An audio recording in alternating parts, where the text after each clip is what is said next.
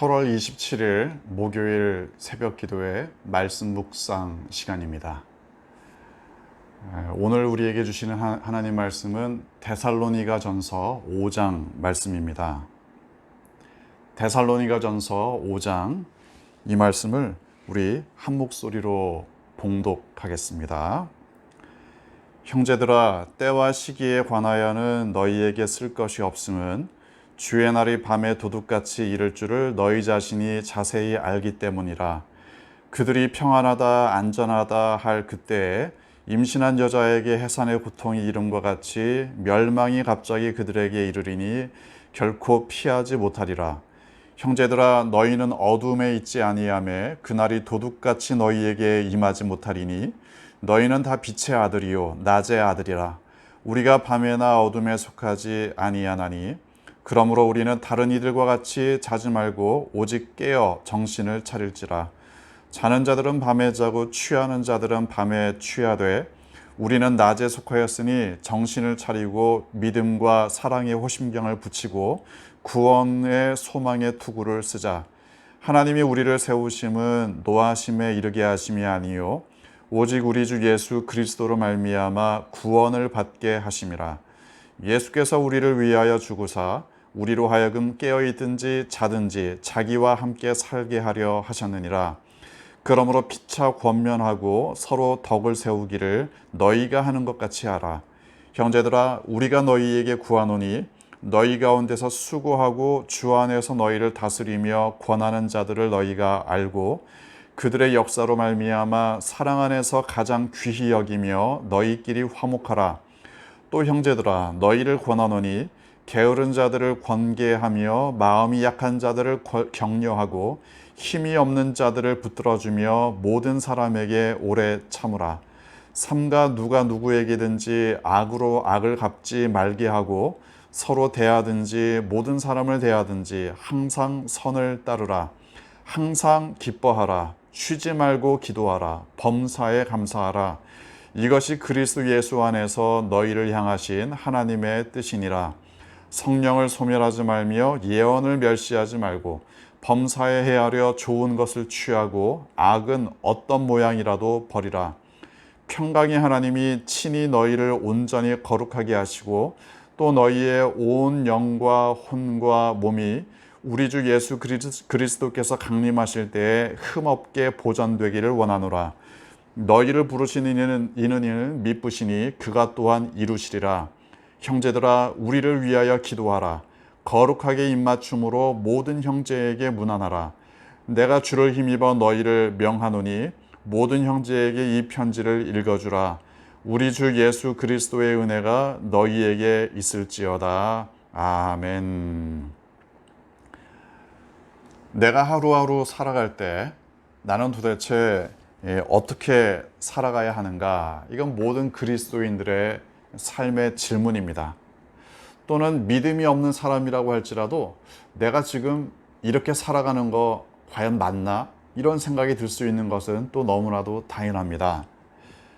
더군다나 내가 예수님을 믿고 구원받은 사람으로서 이제는 내가 어떻게 살아가야 하는가? 이 질문은 도무지 피할 수 없는 질문입니다. 나는 지금 어떻게 살아가야 하는가? 이건 끝을 알면, 끝에 대해서 이해를 한다면 지금의 삶의 방향을 잡는 데 상당히 도움이 될 겁니다. 어제 본문에서 이어지는 말씀인데 우리의 죽음에 대하여 또는 예수님의 재림에 대하여 이 세상의 마지막에 대하여 안다면 이것이 지금 내가 어떻게 살아가야 할 것인가 여기에 대한 방향을 알려줍니다. 마지막 때에 대하여 사도 바울은 예수님의 말씀을 그대로 받아서 이렇게 말씀합니다. 1절 보면 때와 시기에 관하여는 내가 할 말이 없다. 왜냐? 2절 주의 날이 밤에 도둑같이 이를 것이다. 나도 알고 너희도 알지 않느냐. 그래서 이것을 더 이상 설명할 필요가 없다는 겁니다. 그런데 이렇게 사도 바울이 강조하는 이유가 역시 있을 겁니다. 다 알지만 또 사람들의 마음을 건드리는 사람들이 있습니다. 사람들의 두려움을 틈타서 그게 아니라 내일 온다, 그게 아니라 올해 몇 월 며칠에 온다, 이렇게 꼭 사람들의 두려운 마음을 뒤흔드는 사람들이 있습니다. 머리로는 압니다. 예수님도 말씀하셨고 사도 바울도 말씀하셨지만 그때는 아무도 모릅니다. 아무도 모릅니다. 하지만 마치 아는 것처럼 속이는 사람들이 꼭 나옵니다. 이걸 조심해야 합니다. 그래서 우리가 4절에 있는 것처럼 어떤 사람들, 즉 구원받지 못하는 사람들, 하나님을 알지 못하는 사람들, 그리스도 안에서 살지 않는 사람들에게는 도둑같이 임하겠지만 4절에 있는 것처럼 우리에게는 도둑같이 그날이 올 것이 아닙니다. 왜냐하면 우리가 항상 깨어서 살면 그날은 기다리던 그날이 드디어 오는 겁니다. 도무지 이 날에 대해서 알지도 못하고 기다리지도 않는다면 마지막 때가 올 때 깜짝 놀라겠죠. 하지만 이 날을 준비하고 있고 기다리고 있는 사람이라면 올 것이 왔구나, 드디어 맞이할 수 있게 됩니다. 사도 바울은 그래서 권면합니다. 6절 마지막에 자지 말고 오직 깨어 정신을 차릴지라.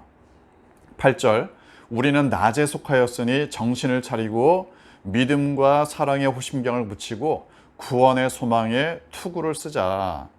낮에 속한 삶, 깨어서 정신 차려서 사는 삶, 이게 바로 오늘 우리가 살아가야 할 삶의 모습입니다. 8절 말씀은 특히 에베소서 6장의 말씀을 연상시키죠. 전신갑주, 믿음의 전신갑주를 영적인 전신갑주를 어떻게 취할 것인가.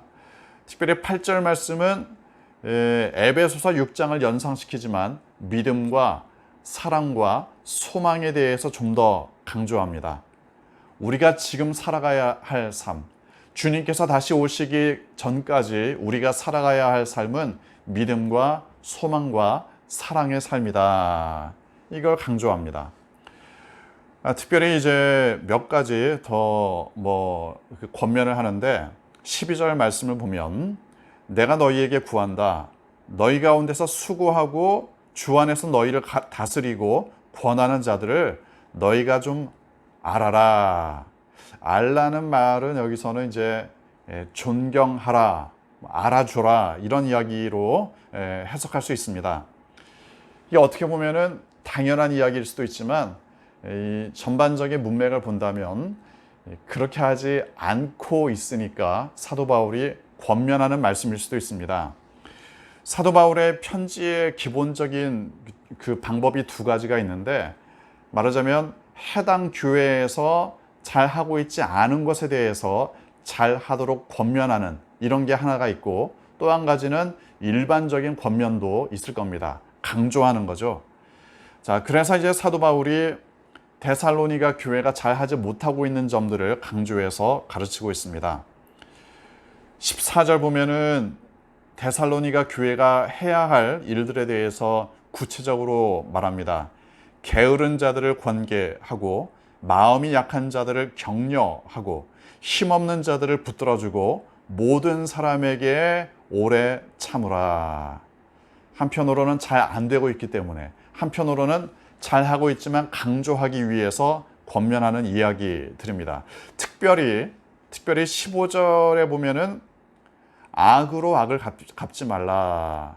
항상 선을 따르라. 이 말씀은 우리의 삶의 아주 중요한 태도에 대해서 이야기합니다. 그리스도인들은 방법까지도 선한 방법을 사용해야 합니다. 왜냐하면 그게 예수님을 본받는 삶이기 때문입니다. 수단 방법 가리지 않고 주님을 위해서 살겠다, 이건 사실 맞지 않는 이야기입니다. 왜냐하면 수단 방법 가리지 않고 살다 보면 또 목적을 위해서 안 좋은 수단 방법을 사용해도 괜찮다, 이런 생각을 하다 보면 결국에는 목적 자체도 훼손되기 때문입니다. 그리스도를 위해 살아간다는 것, 하나님을 위해 살아간다는 것 너무나도 좋은 건데, 만약 수단과 방법을 악한 방법을 사용한다.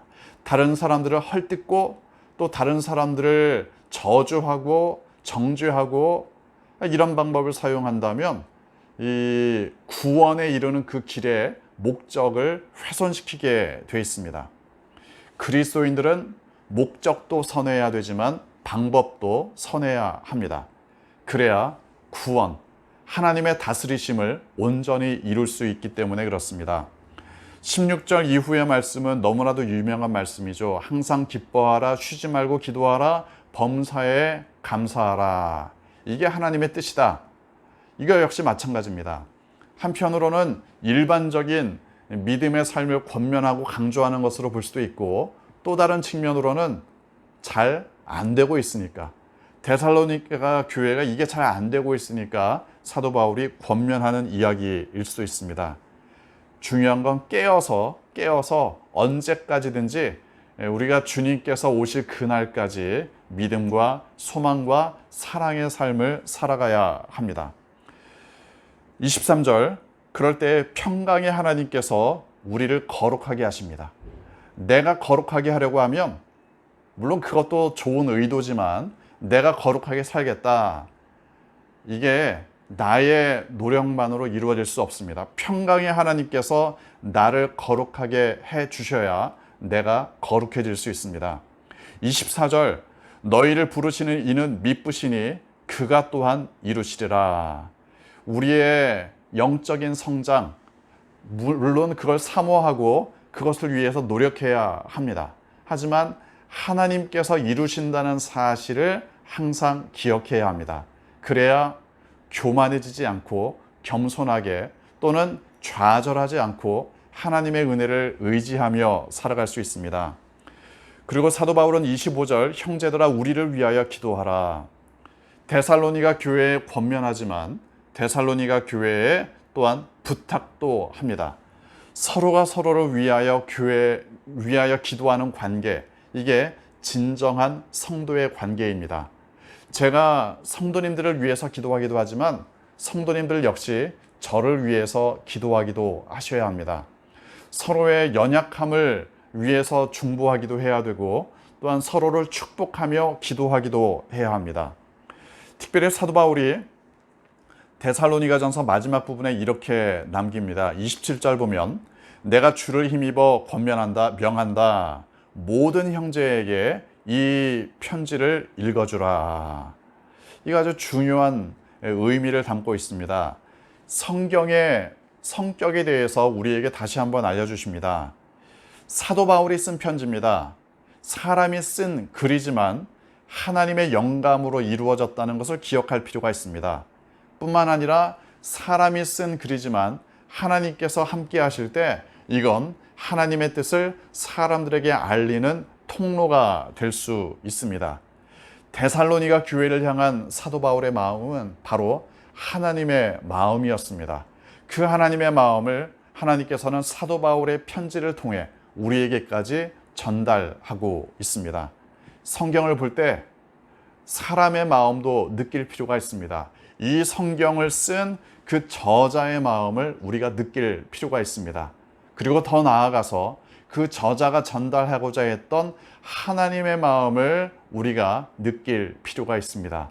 그럴 때 사람이 쓴 글이지만 하나님께서 그 사람을 통해 나에게 지금 뭐라고 말씀하시는가 온전히 깨달을 수 있습니다. 여러분의 삶 가운데 주님 다시 오실 그 날까지 주님의 마음을 온전히 느끼며 깨달으며 그렇게 살아가시는 여러분 되시기를 주님의 이름으로 축원합니다. 함께 기도하겠습니다. 주신 말씀 묵상하며 이 말씀을 내 삶에 적용하는 마음으로, 결단하는 마음으로 잠시 묵상으로 기도하겠습니다.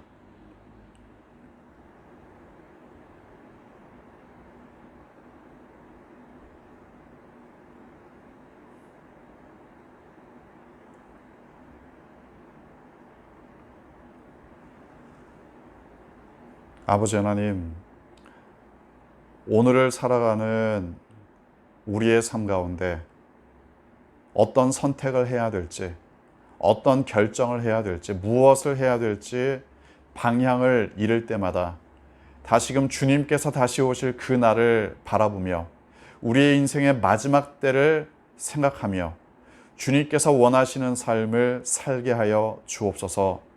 믿음과 소망과 사랑 가운데 항상 기뻐하며 쉬지 않고 기도하며 모든 일에 감사할 수 있는 우리의 삶이 되게 하여 주옵소서. 방법까지도 선한 삶, 목적도 하나님의 나라를 이루기 위하여 살 뿐 아니라 방법까지도 주님을 본받는 삶 되도록 인도하여 주옵소서. 주님의 몸된 교회를 주님께서 지켜주셔서 오늘도 모든 성도의 삶 가운데 하나님의 평강을 경험할 수 있도록 인도하여 주옵소서. 하나님의 말씀을 분별하며 하나님께서 우리를 위해 희생하셨듯이 우리도 다른 사람들을 위해 희생하며 헌신하며 살아갈 수 있는 삶을 살게 하여 주옵소서. 이 나라와 이 민족을 주님께 올려드립니다.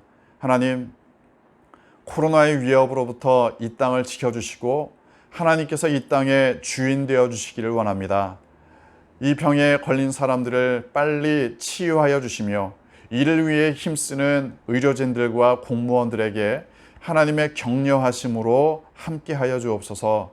또한 이 땅의 교회들이 더욱 겸손하게 빛과 소금의 사명을 감당하게 하여 주옵소서. 세계와 열방 가운데 또한 하나님의 다스리심이 나타나기를 원합니다. 전염병과 전쟁과 기근과 또한 정치 경제적인 혼란으로부터 하나님께서 긍휼하심을 나타내 주시기 원합니다. 뿐만 아니라 세계 곳곳에서 복음을 증거하고 있는 우리의 선교사님들, 오늘도 수많은 영혼들을 구원하며 하나님의 창조의 질서가 회복되는 데에 쓰임받게 하여 주옵소서. 컴패션을 통해 우리와 연결된 아이들, 오늘도 하나님께서 건강하게 믿음으로 양육하여 주옵소서. 군에 가 있는 우리의 아들들, 또한 대학을 준비 중인 수험생들, 멀리 출타 중인 성도들, 또한 가족들과 떨어져 생활하는 성도들, 오늘도 하나님께서 눈동자와 같이 보호하여 주옵소서. 몸과 마음이 연약한 성도들, 주님께서 치유의 손길로 안수하여 주시고 경제적인 어려움을 겪는 성도들, 일용할 양식을 공급하여 주옵소서. 인생의 여러 가지 굴곡을 겪고 있는 성도들에게 하나님께서 위로하여 주시고 하나님의 방법으로 인도하여 주옵소서. 오늘 하루도 주님만을 바라봅니다. 주님의 말씀으로, 주님의 사랑으로 승리하게 하여 주옵소서.